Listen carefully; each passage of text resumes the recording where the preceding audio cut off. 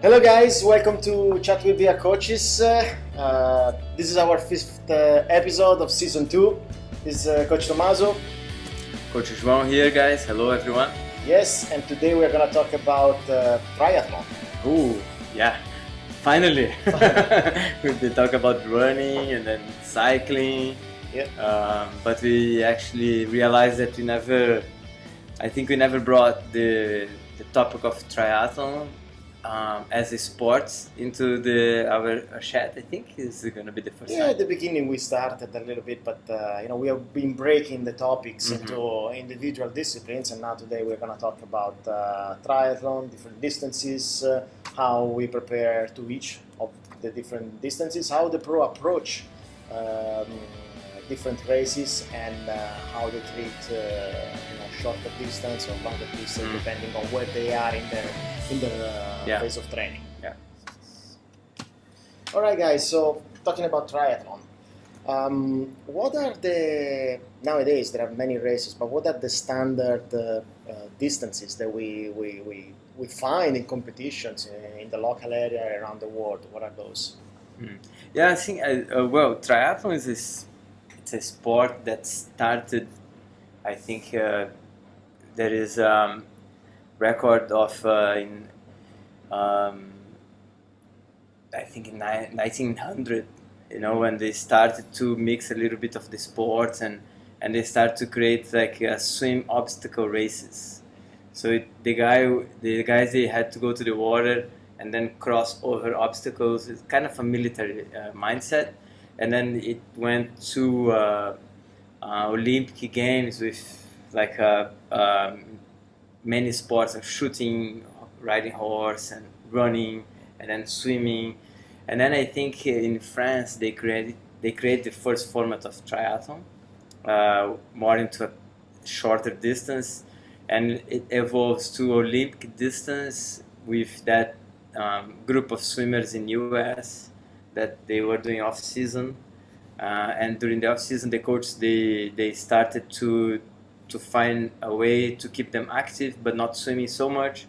So they started to do a few open water races that they had to do open water and then go to the bike and then they run in US, kind of like a training for off season, but it became like it turns that people really like the challenge of change sports in the same activity.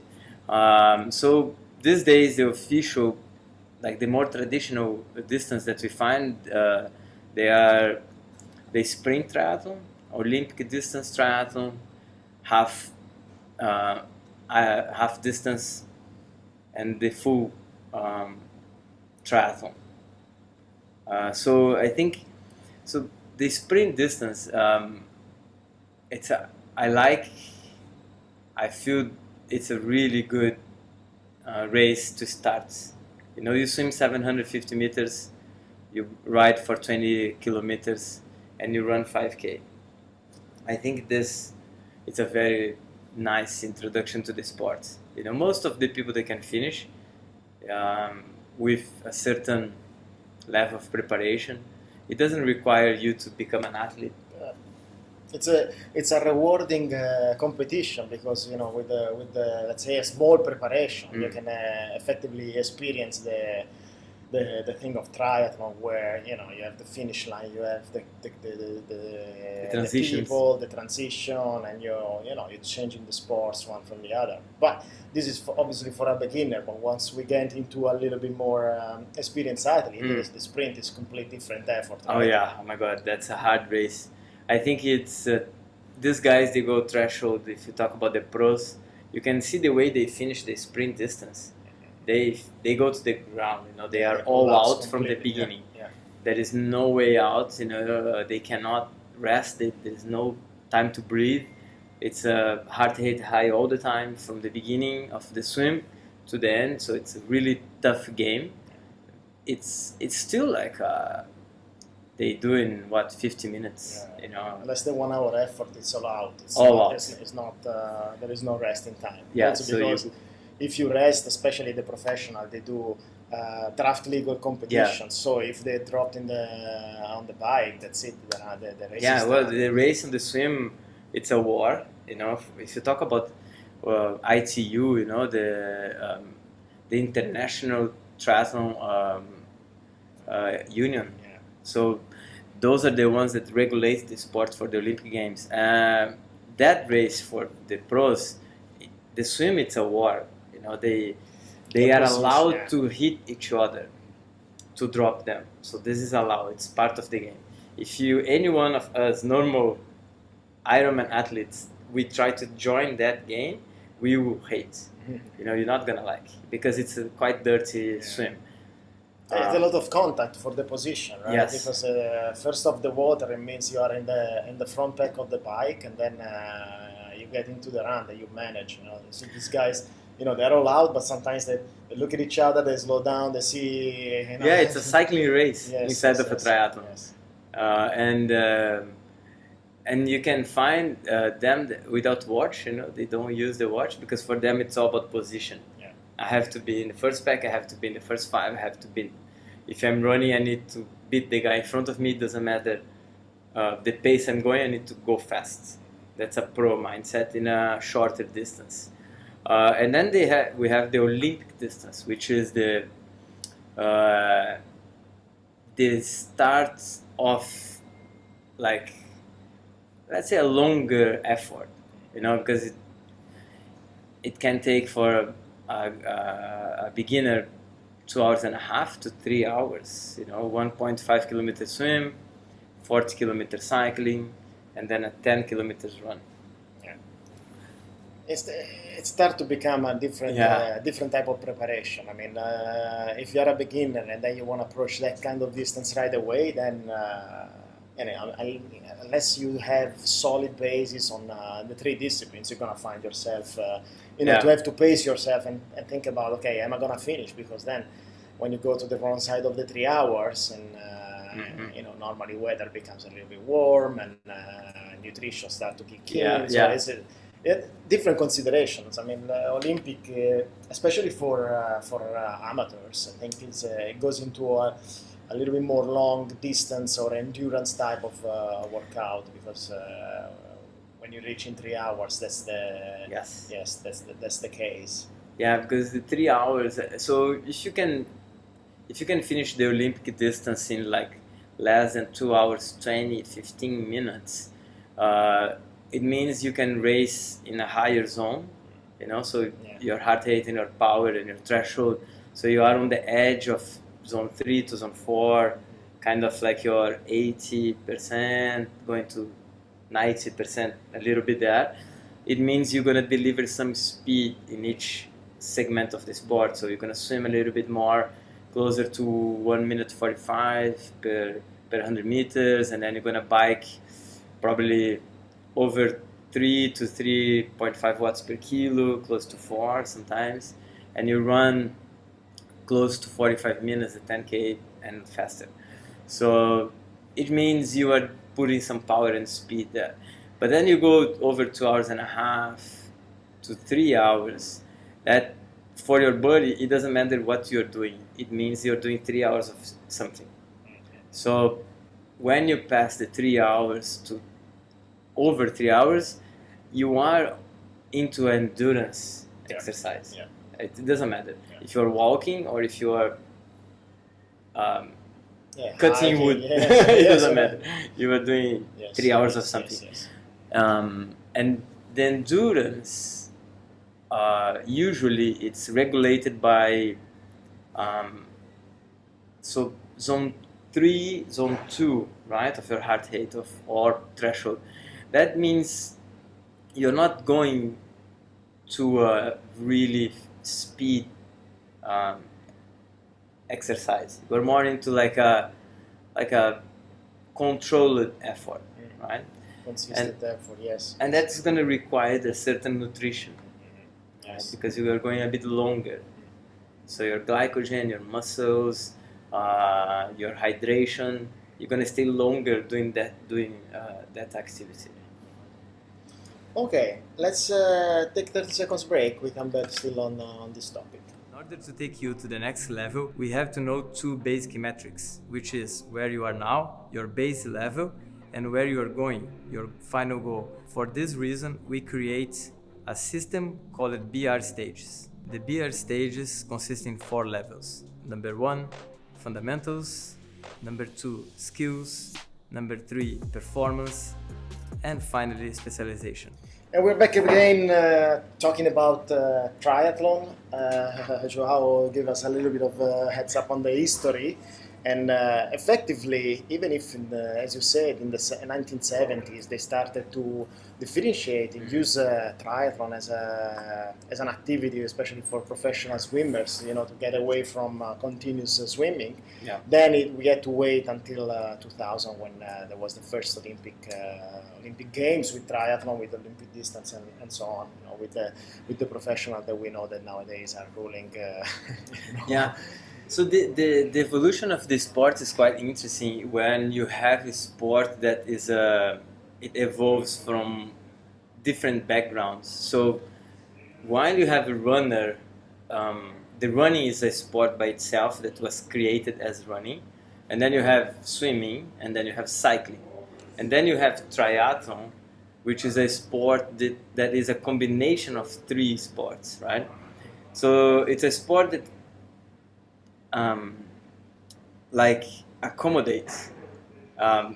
Let's say, I would say this way, the second tier of the good swimmers, the second tier of the good runners, and the second tier of the good cyclists, and those are the very good triathletes. Usually it's a swimmer that it's not top level of his club, and then he finds that triathlon he can deliver better results, or a runner that finds out that he's not that top elite runner, so he goes to triathlon and then he starts to perform very well. So that's the evolution of the sport, and now it changed. Now people really start triathlon as a sport. Yes. I mean, that's quite a generalization, but it's true. Yeah. Probably let's say the middle group professionals, they are able to balance a little bit better than a top athlete. We see some top athletes, cyclists, runners, that then they find a good spot as well as professional. But if you look around, you can see that the more the balance, then the more they can perform better in each of the individual disciplines. Yeah, this is very important. So the mindset of triathlon is it's something that you need to learn, that it doesn't matter how good you are in the water swimming. If you cannot perform in the bike or in the run or run after the bike, you're gonna struggle and you're gonna suffer and you're gonna feel that you're not that good, right, as you thought. So I think when you train for a race like triathlon or sports that you have to change the sport, the mindset it's to get better in each one. Yep. And usually people think that swim is the least important because it's the shorter part of the race. Unfortunately for me, should be the other way around. I don't mind to swim 42 kilometers. And I disagree, I disagree, because at the end of the day, you're not doing this just to be good in 2 things and a little bit in the other thing. This is a topic that coaches we treat a lot with our athletes. I should do more swimming, I should do more here and there. We always say that they need to balance, because the journey, it must be a balanced journey. Otherwise, just cycle. Yeah, and then you're gonna walk. You walk 10K. You walk half marathon. You walk marathon. Who cares? You're gonna finish. That most of the athletes that have general aerobic fitness, or they have general fitness, if they have a strong mind, they are objective driven, they can finish a competition without training in certain areas. Now, is that what we want? Yeah. You know, because otherwise we don't call it a journey. We call like a trip. You know, it's just a, you know, you did a trip on the cycling. It's a fitness journey. Yes. But triathlon is different. So, you know, effectively, yes, it's true. Swimming is only 5% of a full distance, but the way you get out of the water is gonna set the pace for the rest of your race. So, you know, you have the hour and a half, you get out of the water, you're strong, you get on the bike, that's it, you go. If you get out of the water, you've been drinking a lot, you've been, you know, spending so much energy you know, like your motivation goes down. And then, because maybe you go and you go into the pool, you swim for 4 or 5 kilometers, very slow, no big deal. But then when you are in a competition, you want to, you know, you want to balance and try to get. And this is it's a mindset, you know, like it's a learning a new thing, right? So if you're not, some people they're not so good on the bike or in the run, and they work to get better on those two things. And then somebody that didn't swim so much or doesn't have that swim background, when they start to try to get better, that improvement is very small. You know, it's like a 1% all the time, and over 3-4 months you see just a little bit of a change, because also while you are swimming you are cycling and running, so you get tired, your legs get heavy, so when you go back to the pool you have one very good session, then the next session you are coming from the day before, you cannot move, so you sink, and then you know you don't get so motivated all the time, like directly from the swim. And I understand the problem. It's a general point of view, I think, though, of some athletes to say, you know what, I'm gonna focus on what I like. But you chose to go into triathlon, so you need to do everything. It's not like something that you can give up the other disciplines. Or you don't worry about the performance, which is okay. You know, like, okay, I'm not swimming so much, so I cannot expect to have a certain performance in the race.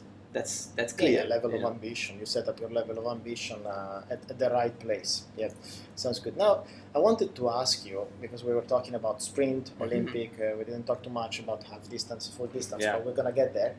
How good is to compete in a sprint or an Olympic when you are preparing for long distance competition? We've seen this happening quite a bit with the professionals, where you know they all of a sudden it's like Lionel Sanders, I'm gonna go for a 5K run program because I want to speed up my 5K. And you're like, okay, but you are preparing for Kona, so why are you doing this? So what's the logic of doing this kind of shorter competitions when you are in a build-up for a long distance? So when you... And we can get technical on this. Yeah, okay. So when you go into those hard, fast efforts, what happens is you always touch a little bit on the speed, right? So you always hit a little bit of high zones of your race, of your performance. So these guys, what happened to them, they have so much training in their legs, they have so much fitness, that it's easier for them to stay in a more steady effort, training for a full Ironman and half Ironman, because that's how they feel comfortable. They've been doing so much of that effort. I'm talking about longer sets, in a specific zone for 7.3 and full Ironman, you know, because they are Ironman athletes. So they started everything for full distance, let's say, or half distance. So they are more used to that kind of zone. I'm talking about, let's say, 70 to 85% of their threshold, something like that, 75 to 90%. So even higher, right? So these guys, they are very used to that. Their engine, their heart, their cardiovascular system, their muscular system is very used to that. Now if you put them faster, some of them, especially the guys that never train for sprint and Olympic distance triathlon. So their background is not ITU, like Gomez or Frodeno. These guys, they come from ITU background, Olympic Games, and now they evolved to full distance. The other ones, like Sanders or Patrick, they started from full distance. So they started from there. To trigger speed, it's not so easy for them because their preparation is longer, right? So they feel more comfortable going in a more longer sets, 5K sets. 2 hours, 3, 4, 5, 6 hours bike ride, you know. But then now, how are they gonna get better on that high zone there? You know, how are they gonna improve that zone? They need to get faster and shorter distance. That's what they're doing now. So they're putting themselves in races that they are not so comfortable. It takes them out of their comfort zone, you know. So they run over the threshold, kind of all out, and then they see how fast they can go. You know, that's what they're doing. It's a way to explore now the limits, because they've been already in those painful longer competitions. That one they know, you know, and that there are those variables that you need to trigger, to tweak a little bit when, if you want to win the competition, you need to get the nutrition right, aerodynamic, and all those small things, because it's a long race, so everything counts. And then in the shorter race, now they're finding themselves exploring something that their body is not used to. Yes. Yeah. But and also for an age grouper, this how many benefits as an age group athlete you're gonna find by doing sprints and. So what is the journey? That's the thing, What is the journey? The journey is build up from small races to bigger races. That's the journey, right? Like from short to Olympic to half and then full. What people do? They do one sprint. They watch a video of a full distance triathlon, and then they go for a full distance triathlon. It's slow. It's a slow race because they're not prepared to go fast, long. What the pros do? They are sprint distance athletes. They get really good at. They move to Olympic distance. They get very good at. They do a half distance and a full distance. But the full distance is an experience. So Gomez, for example, now experience Kona, experience full distance. Frodeno on the first one, when he moved from 7.3 to a full distance triathlon, he couldn't finish the marathon almost. He was seated down. I don't remember which race it is. Not Frankfurt, I don't remember. But he was done, because he went too hard. He didn't have the right pace to do that thing. Now he is a master of full distance. He knows. I put the power in this time, I did this, I delivered that. I know. But he's building the speed over years, Age groupers, they don't have patience. I understand. But the expectation is that if I do one sprint, I can do almost a full Ironman fast, or fast for me. Yeah, makes sense. And this is our philosophy as well. Once we are talking about the journey of triathlon, it's a journey between coach and athlete, but also it's a journey that doesn't last 6 months, for the simple reason that the body needs to adapt. So. Before, I can see athletes that after 2-3 years that they are into the 70.3 distance, for example, they are able to master that distance. They are able to see, okay, I can control this one. Okay, I screwed up on this, but we can fix it. They have much more control on the distance. Once they start, you just getting good chances, and that's why we had a podcast on control the controllable, making list of things that you can control, so that at least you reduce the variables that you're gonna face during the race. Because it takes time to build this database of knowledge, of experience as an athlete, because it's not one day from the other. Even if you have been, like we were saying, an athlete in another sport, you cannot relate to triathlon because being three disciplines, it takes time. So we're giving some news. It takes time. Okay? It takes a lot of time, patience. Okay, and then you're gonna unlock some levels of performance. The more you go on. So what's the rule? So there is a little bit of this talk of, okay, so when, usually, for example, if you finish your half distance, your 7.3 distance in a certain time, you should think that you're gonna finish your full distance, adding. So you calculate of, let's say you did 5 hours, 7.3. So you double plus 1 hour. Okay. Plus 1 hour. So usually if you can finish your half triathlon 7.3 in 5 hours, you most probably, with the proper training, preparation, you're gonna finish your full distance in around 11 hours, 11:15 with transitions and probably. So now, I'm thinking of, let's say, I want to qualify to Kona, right? What happened? For Kona, you're gonna choose a race that you're good. You cannot qualify to Kona choosing a course that you're not so good. Yeah. Right? So you need to be smart on the selection of the race, and then you see the results. Give an example, like you're living in Dubai. So which race you wouldn't choose? So I would choose a race that we're going to have to deal with the heat, for sure, because we're going to have advantage from Europeans, people that they don't have the weather.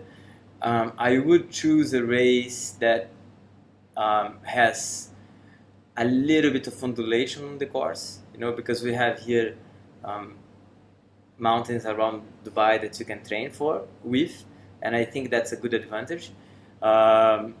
And I most probably would choose a race that allows me to swim the way I like. That's very important. In a sea swim. In a sea swim, not a lake. Okay. So it's very important that everybody is gonna have his own individual criteria. Yeah. So you're gonna talk with your coach, but this is a good example something like that. Yeah. Okay.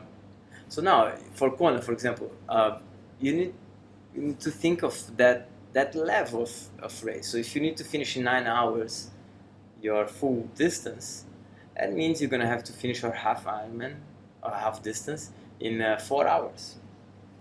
For 10 hours, 10-15 minutes maximum. Because then you add that extra hour there and you have your 9:30. Okay, I'm making my calculation for myself now. If we have we'll have to spend some time in the gym. Okay. Yeah. But then the half Ironman also is I don't know if we're gonna talk now, but okay, let's take 30 seconds break. First of all, I would like to introduce our BR new coach, Alessio Rispoli from Italy. He's going to join forces here in BR starting in June. So welcome, Alessio, and see you in 30 seconds.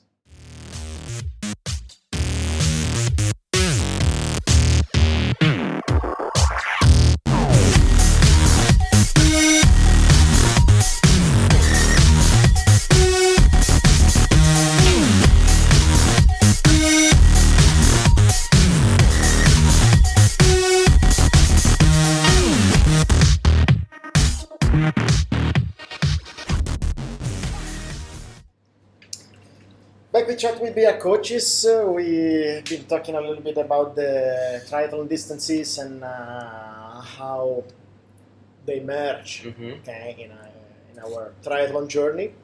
We were talking about half distance. What is it? Half distance, I think it's where people start to get creative, because the official races actually. If you talk about triathlon, officially you have two distances. You have sprint and Olympic. Yeah.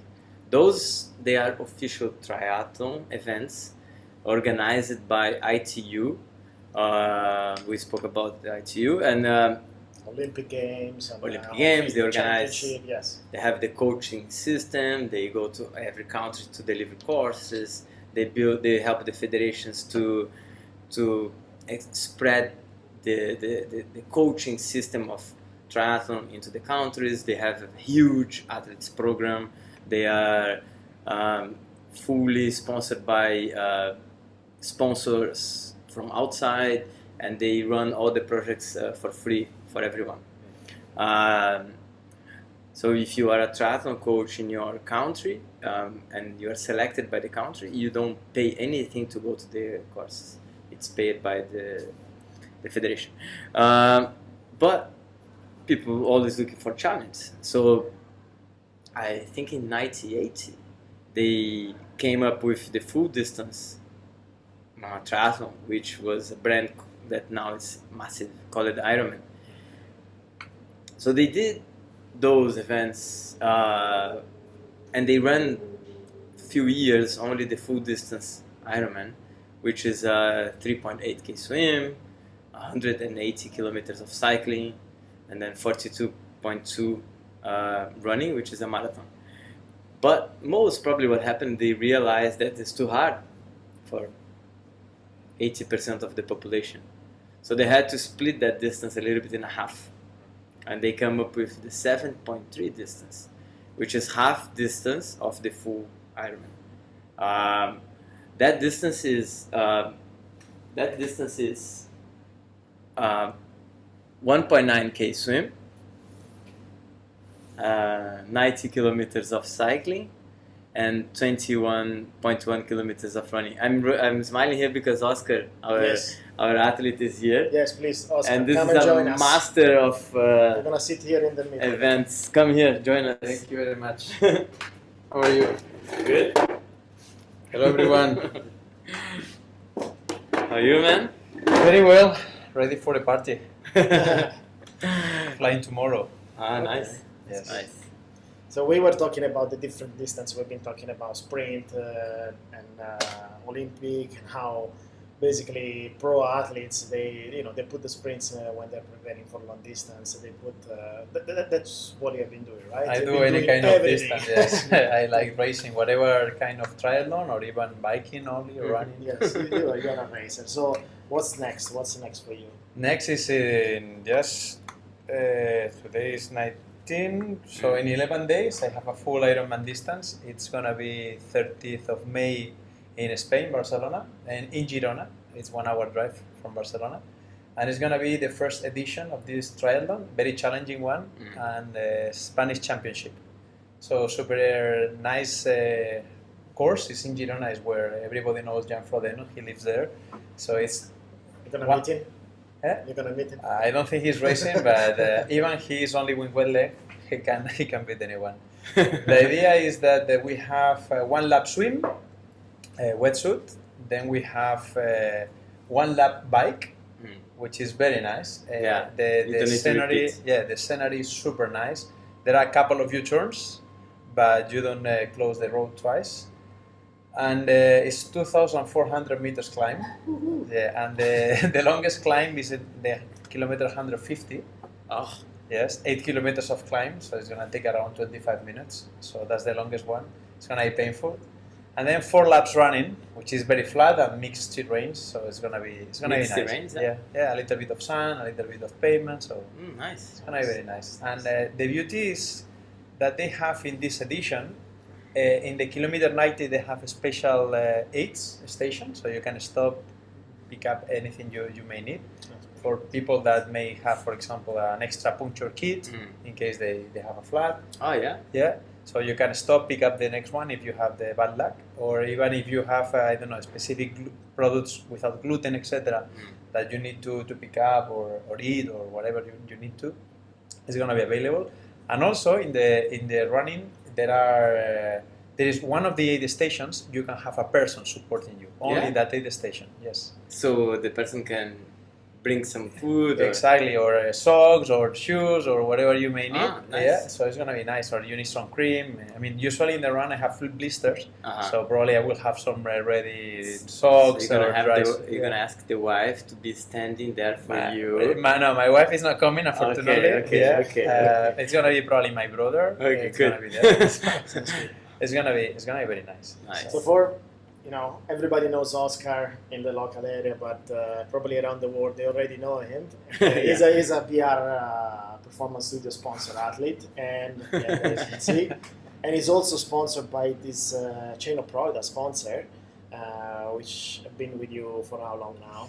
This season, because I don't usually like to take sugar and this kind of products, so I usually, when I train, I take bananas and bars, as natural as possible.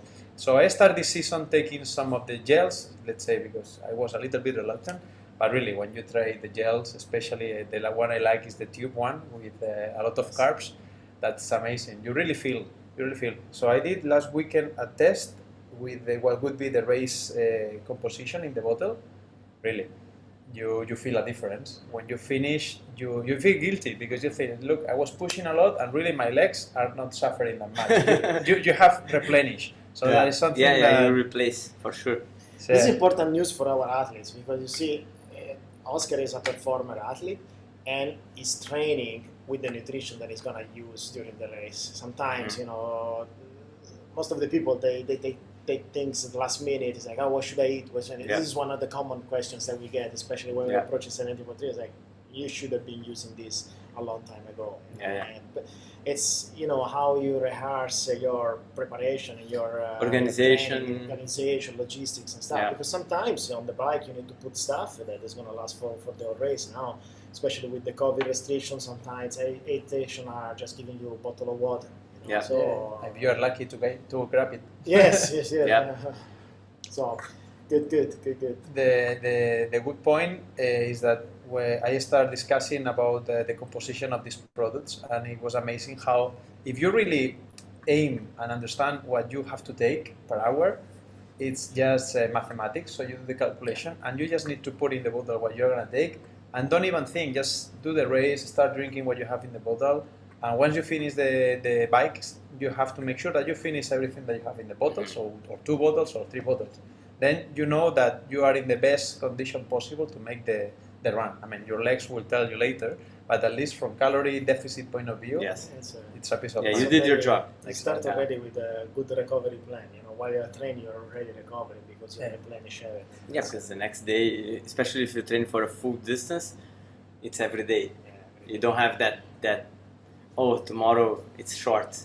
When you train for a full distance in his level, it's every day something. You just get beaten a little bit every day. Yeah, it's something very important because I have to tell you that if you want to take what it needs to be taken, you need to train because your stomach is. I mean, if you are training, let's say with 30 carbs per hour in the training, or even like me, I was doing before with water, then in the race day that you have to take like 60 minimum.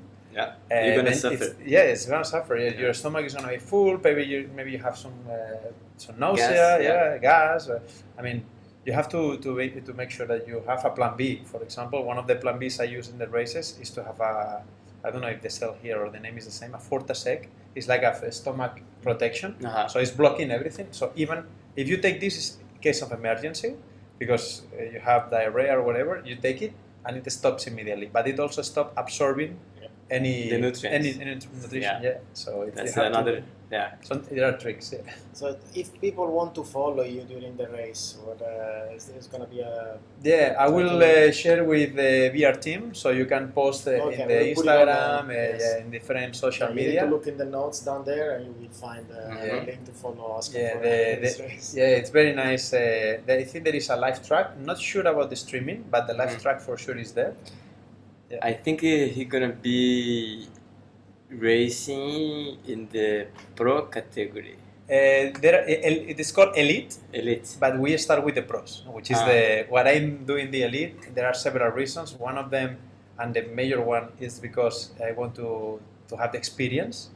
I compete in other Elite categories. I mean, I'm not gonna win or get even, I don't know, top whatever, to 20 to 15, so it depends on others. But the experience to be treated like a VIP pre-race, VIP during the race in the start line with all the real pros. Yeah. You start swimming maybe 10 meters with them. So it's a very nice experience. And then you see people, I mean, especially women that start flying by after 200 meters. And then each groupers that catch you. I mean, I'm not a good swimmer, but so it's very nice because when you start the bike, you are already where you're supposed to be. He's not a good swimmer, but he can hold the 135, 140. That's a not good swimmer. That's the level that he wants. It's my weakest leg, let's say. It's my weakest. It's not a matter of. I mean, if you compare my swimming with bike and run, it's the weakest.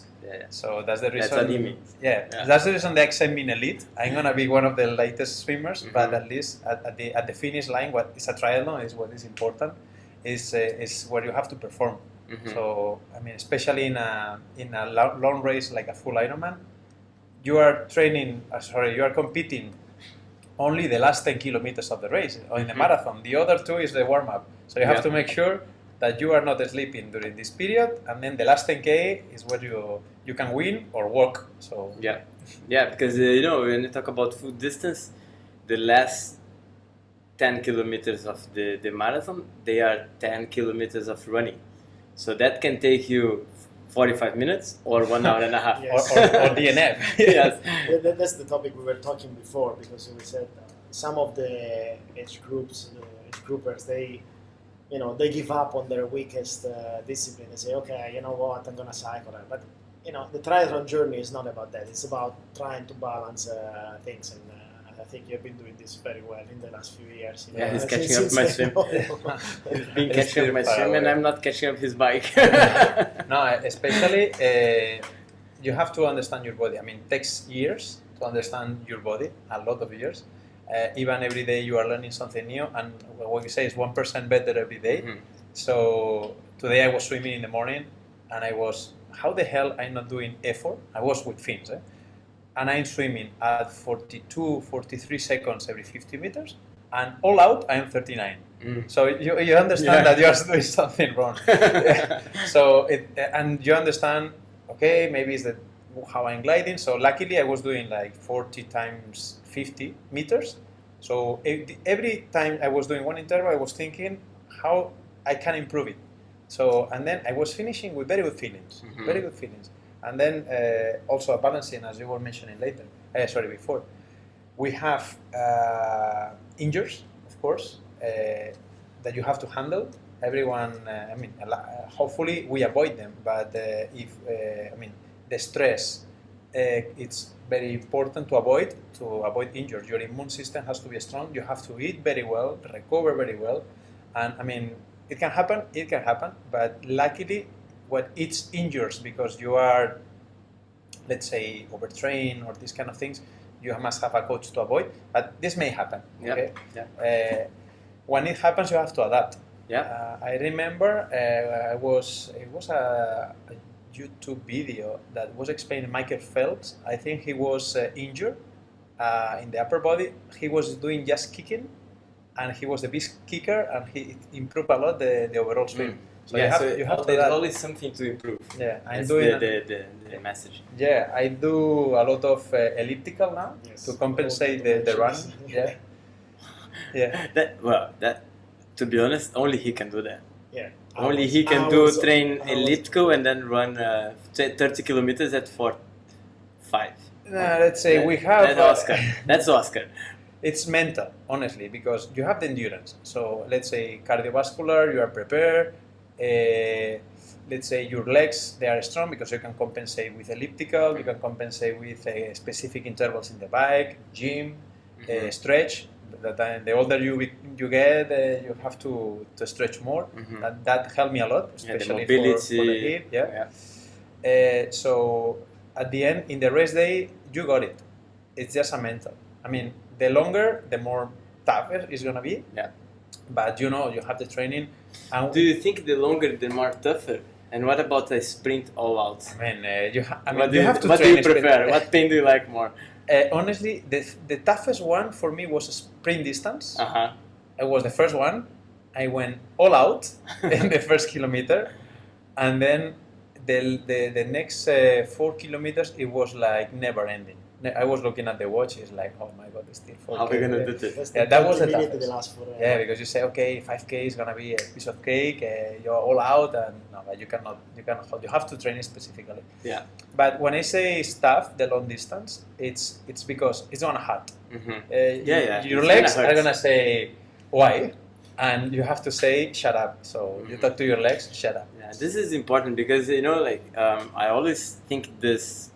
I have this similar thinking when I think about the longer distance and this. It's gonna hurt because people try to avoid that. Oh my god, maybe if I go like this, it's not gonna hurt so bad. It's gonna hurt, It doesn't matter because you're doing. It doesn't matter if you do 9 hours or 15 hours. It's long. Yeah. It's long. So you're gonna have to mentally be prepared for the moment that hits you, and then you're like, okay, this is the moment I need to be strong because it's gonna come. It's gonna come. The real champions, for example, my first full Ironman, I finished 9 hours 20, something like that, and I finished quite well in my age group, like 6 or 7. It was Frankfurt, no? Yeah, European Championship. Yeah. And look, for me, I say never again. I crossed the finish. I mean, even before crossing. He got the slot, con his slot, and he said no. No way. So, I remember I chatted with him. He's like, I'm not ready for this again. So. No, I was running. I mean, in the bike, it was already 130K. And look back, look front, you are riding at your pace. Everyone already in its position. Say, okay, why to do 50K more? Okay, it's because it's the distance. You you start running. You see people from T2 walking. Say, wow. It's shocking. For me, it was very shocking, especially those people that were starting running in around 6 hours. After 6 hours or 5 hours fit. back, so fit people start walking. Then I start running in kilometer 25. I mean, usually you do half Ironman, so 20s you are managing. Kilometer 25, my legs were super painful, like quads, and I say, everybody's walking, most of the people. I mean, it was very hot day as well. Yeah. Why I don't walk? And I did like, okay, I'm gonna start walk and see if I go. And I say, no, I didn't come here to walk. The training is done.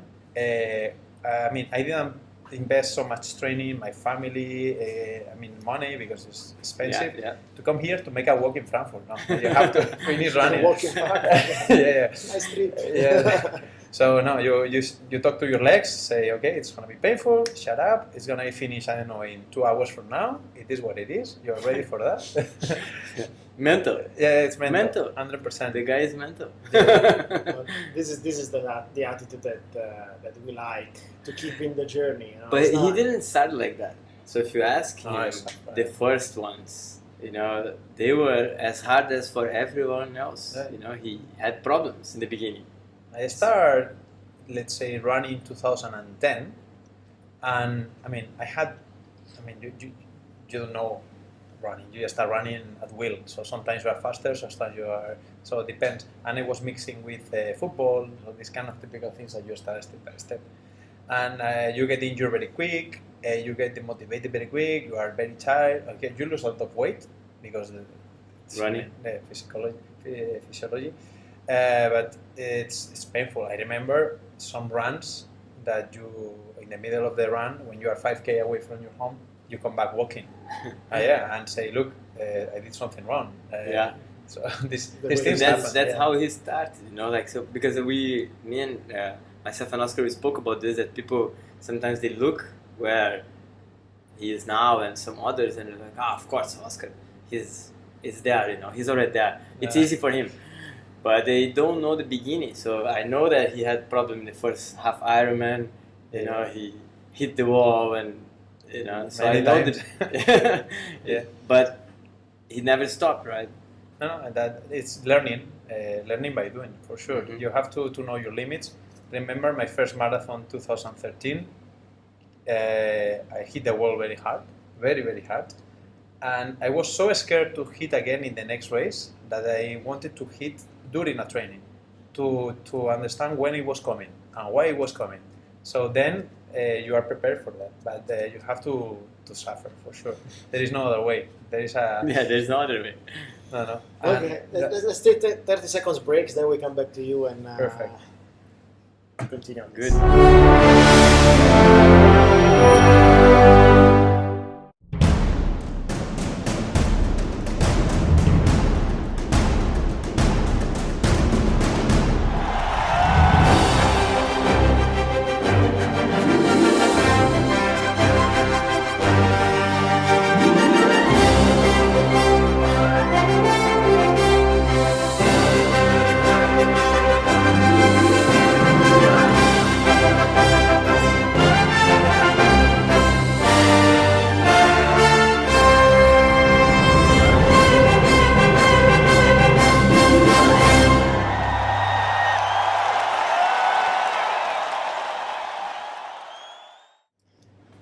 So welcome back to Chat with BR Coaches. We have here Oscar, our BR sponsored athlete, and as we mentioned before, is also sponsored by Sponsored Products. We have here Ahmed. Hello everybody, good morning. I'm representing a sponsor here in the UAE, and it was a pleasure to hear a very good feedback from Oscar about Sponsored Products. It's been always nice to keep hearing these very positive feedback, especially from those who are serious about the triathlon and taking it to racing levels and not just amateur. Yeah, Oscar has only been saying good things about it. Yes. Coming from a complete natural water and bananas type of view, now it's like he was talking about mathematics that is behind the products, like science and mathematics. The way that in the end you use a formula and you use it for your benefit. Once you calculate what you need, then it's easy. But one important thing that we were saying is that you need to train with what you're going to use on race day. It doesn't happen one day from the other. So that's the topic that we were talking about. Yeah. So here we have a good connection with Ahmed and the sponsor team. We know the level, we know the effort that they put to deliver the right thing in the products, not just anything, and because they know that serious athletes and people gonna really feel the difference. And we're gonna get more into those details, but also maybe sometimes. Are you talking because you know? Or yeah, I know. Why? Use for UAE man, for example. Yeah. Yes, we had this flask and everything on the kayak. We had it on the truck. It was like sponsored there is a everywhere. picture of me that you barely can see my face because I have so much sponsor products in front of me. This guy. Remember at the start, Ahmed, he had to bring 6 bags. Stuff, This is what you need for 3 days. Well, nobody makes such a challenge every day. Even for me, I was telling Joao that it was even for me something new to prepare or to make a recommendation for such a long ultra distance event. Maybe you hear it very frequently in Europe, but here it was my first time to have this request for somebody making such an ultra event, and for me it was also a very interesting experience preparing all these, calculating what he needs, and even I involved a couple of my friends from Switzerland in this recommendations. So that's the level that they go. Yeah. So same thing that we are now. I had the pleasure to discuss also with Oscar about his coming race. We try as much as possible to make it tailored to your need, based on what you actually need, based on your sweat rate, based on your weight, and based on the race circumstances. Yes. And above all, of course, the preference of the athlete itself, because some athletes might prefer certain form of products, the others prefers different. So this conversation that I try as much as possible to make with the athlete preparing for a certain occasion or race or a competition, it also help us tailor the recommendation. We always believe that it's not just a one thing that you can suggest to everybody. It has to be tailored to the athlete's needs and of course to the race conditions. Yeah, very important. Something we discover it's that myself, which I don't consider myself sweating a lot. I waited before the training and after the training. It was a 4 hours training, and I lost 4 liters of water. Oh, okay. So you have to imagine all the salt. Well, you have to recover. So I remember the deficit was considering the water that you are taking, etc. The deficit was 1.5 kilo, and I'm not a guy that has a lot of extra kilos. Yes. So it's a lot. You have to consider this when you prepare for the race as well, because if you start the bike, let's say, with 70 kilos, and you don't drink enough and you don't take enough food, maybe you are 66 to start the run and you are empty. You're empty. I'm telling you this. Why don't we do an episode about this topic? Because one of the recurrent questions from athletes is how do you recover in summer? How do you recover? And nutrition is a big part of it. So we need to do an episode. So we can bring our this. nutritionist and then Ahmed, and have a nice conversation. And a nutritionist and everybody, so that we go technical. It will be my pleasure, of course. Okay, I would love to do so. I take 2 breakfasts per day, so that's 2 breakfasts. That's recovery. But he's training Taking one for plate that. of breakfast per day. Don't take to breakfast without his training. Yes. That's For me, it's We were key. talking about your background in sport. Can you tell us a little bit more? I mean, it's a long history, but I will make it short. Living in Spain, you do football, you do biking, recreative. So I was doing mountain biking while I was, let's say, just married or before getting married. Then when I had my second child, going with the bicycle even once per week means 2 or 3 or 4 hours outside home to do, let's say, a proper entertainment. And some of my neighbors say, why don't you start running? And I joined a race, a 10K race with him. And even I was fit, compared to other colleagues, but it was my first race. I can play 1 hour and a half soccer. I can go with the mountain bike 4 hours, but this 10K race, in the kilometer 9, I stopped to vomit. Really, I was feeling dizzy. And I crossed the finish line maybe in 45 minutes or so, exhausted. And I realized it's just 45 minutes and it's a very good training. So I'm going to change biking for running because it's more efficient, more compatible with the family, so you can run during weekdays before going to work. So I start running twice per week, 3 times, 4 times, doing 10K again, dropping 1 minute, training 6 times per week, getting injured, these kind of things that you do when you're starting. And then one day I was tired of running because I was living in China in 2012. And I said, look, I already did a PB of 39. We're talking about almost 10 years ago. 39 run was okay. And today, almost everybody runs under 40. So I started doing the triathlon because that summer I went to Spain and I told to my friends, look, I'm going to give up running, I'm going to start weightlifting or whatever, something that it's more... Yeah. I'm losing too much muscle. Yeah. So they say, no, you have a good running performance, why don't you keep the running and do triathlon? I say, what is triathlon? So I didn't have a clue what was a triathlon. They put me a video, I was in YouTube, of course, Kona was there. And that's it? Yeah. The motivation, the guy pushing the wheelchair with his kid, and I say, wow, that's amazing. And I always wanted to have a road bike. I never had a road bike. So it was very good excuse. So it was in July. I went to the shop. I said, I want a road bike that is good enough for doing a performance, but not expensive one. I want the cheapest one that is in that kind. So I bought a Scott foil carbon with 105 10 speed. That was the boat. And I went to the website, triathlon in Beijing, and suddenly appears in September it's going to be the first Beijing International Triathlon, Olympic distance. I say, okay, have the bike, the run, registration, now I have to start swimming.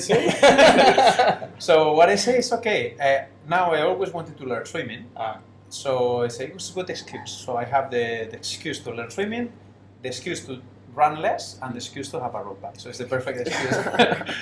And I did what I did, honestly, Olympic distance, let me check. It's 40K bike, 10K run, perfect. I'm gonna do this weekend. And without swimming, I took my bicycle and I did 40K, let's say a happy pace, no power meter, no heart rate, just going 20K one side, 20K the other side. I went home, I said, okay, this is my sport, running, I come from running. I dropped the bike, I start running, after 1 kilometer, really, I wanted to do 10K. After 1 kilometer, what happened to my legs? That feeling that when you start, I say, look, I cannot run. And I did 200 meters more and I came back home walking. Say, what? What happened here? I didn't understand what happened. So, and then I was start reading about, in the first year of trial, I did a master because I was obsessed. How to swim, how to improve this, how to improve that, the feelings, aerodynamics, etc. And I was in September there in my first triathlon in Beijing. I almost withdraw the race after the first buoy because I drink all the water of that place. It was horrible. You did not finish your first race? I did finish. Almost, when I turned the first buoy, there was 2 or 3 guys in the kayaks. And if you touch the kayak, you are disqualified. So I say, okay, why to suffer more? So I'm gonna hold the kayak like these guys. No problem. I don't feel this is a shame. So I say, okay, if I reach the first buoy, which was quite far, like 400 meters, I can reach the next one, which is closer, no? So my strategy was close your eyes, imagine that you are in the pool, that you did already 1.5 non-stop, even, I mean, I was not flipping, etc. So I finished my swim in 40 minutes, exactly 40 minutes. You can imagine, I was exhausted, I was dizzy, running to find my bicycle. Beginner. Yeah, total beginner. I mean, Beginner. it's Normal. beginner, Totally yeah. normal. And then after that, you started a little bit structuring. There, when I finished the race, I crossed the finish line and say, this is my sport. Because, I mean, you train every day, different sport. It's super diverse. I say, this is my sport. Next year I'm gonna come, I'm gonna be in the podium, my age group, and you get the motivation. I'm gonna turn pro the first year.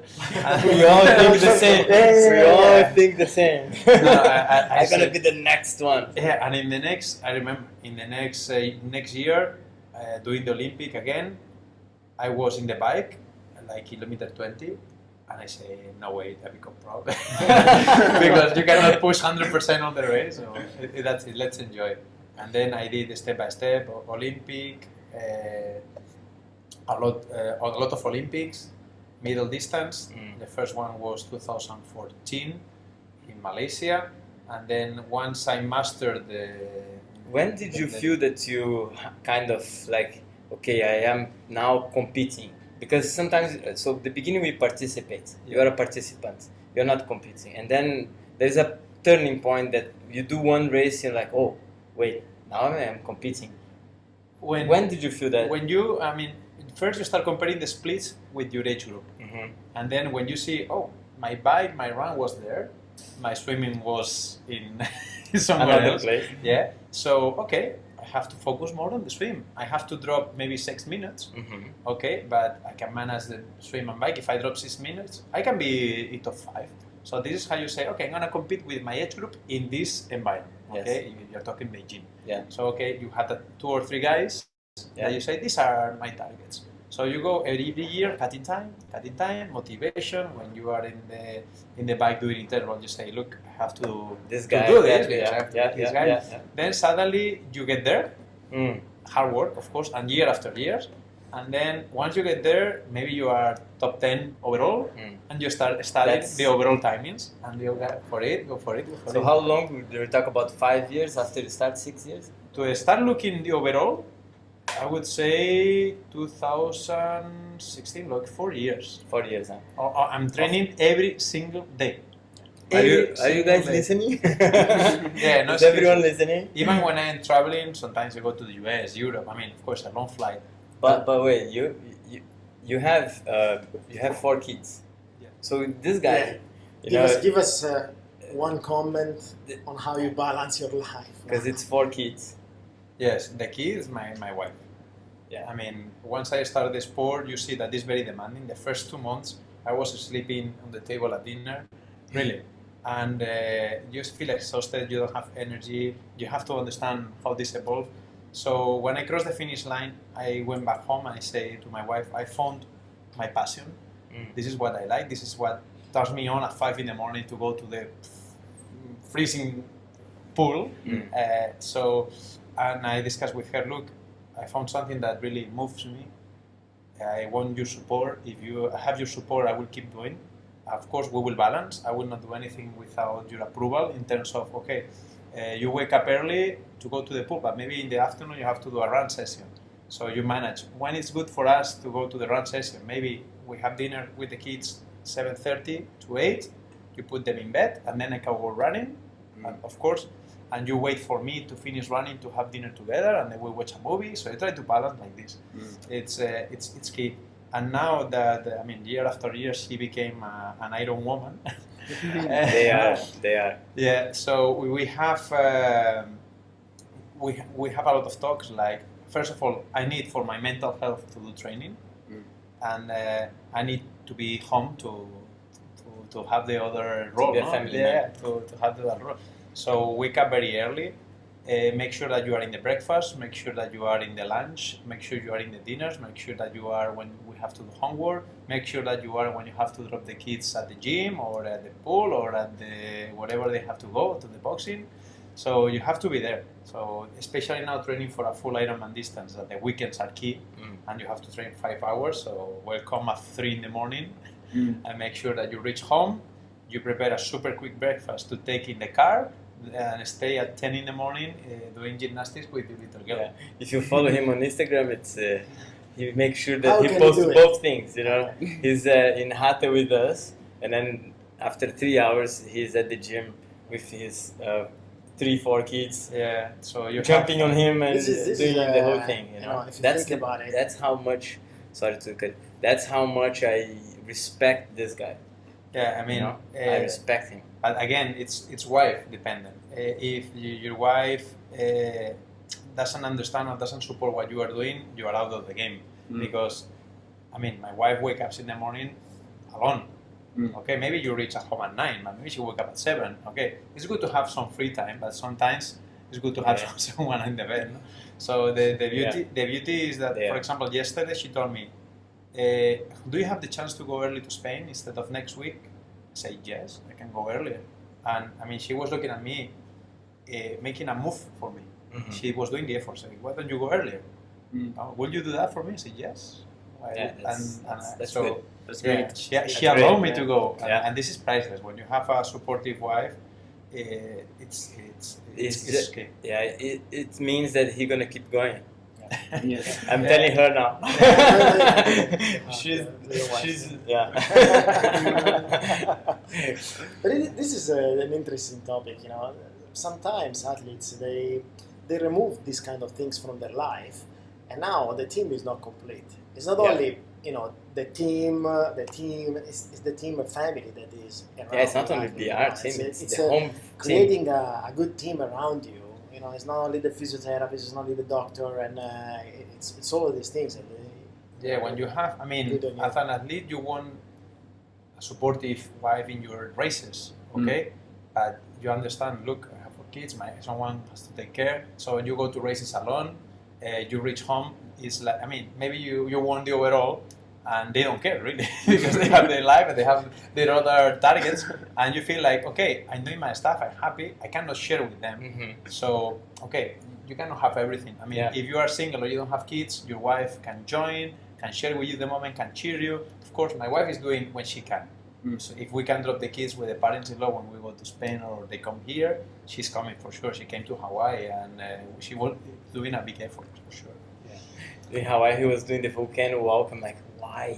How he can do that? Because I was there, I'm like, I cannot move, you know, like the jet lag. And then he's like, oh, we are here having the great time with family, doing the volcano walk. I'm like, what? Yeah. You know, in 2 days you have Kona. Yeah. And he's smashed the race. You have to push the limits. I mean, you have, it's what you say, you want to, when you go to Kona, you want to go to Kona. It's the week. It's experience. Yeah, but I mean, if you go with the wife, you know you're gonna have to go for dinner. You're gonna have to go for a walk. You're gonna have to go dolphins. You have to. I mean, it's too balanced. It's an investment. And it was my first time in Kona.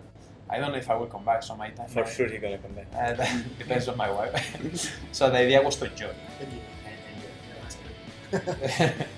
So guys, I think we are at the end of this episode. Okay, it was really Passed very quick. Yeah. Yeah, it's Well, nice. yeah, fast 1 hour. But happy to have Ahmed here from Sponsor. Happy to have here our sponsor athlete Oscar. And then we're gonna put all the links down there, so that you guys can follow on YouTube. You can follow on Instagram or whatever. Okay. If you guys are looking for some information on the blog, it's brperformancestudios.com/blog. And to the next episode. Perfect. See you guys. See you guys. Thank you.